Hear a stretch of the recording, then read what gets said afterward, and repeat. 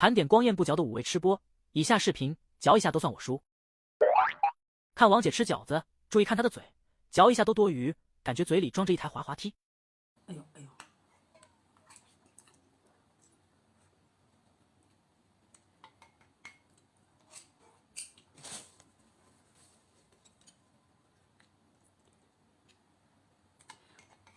今天这个饺子哈，今天这个饺子包的哈，我今天那个还行，给我感觉还不算大。好的好的。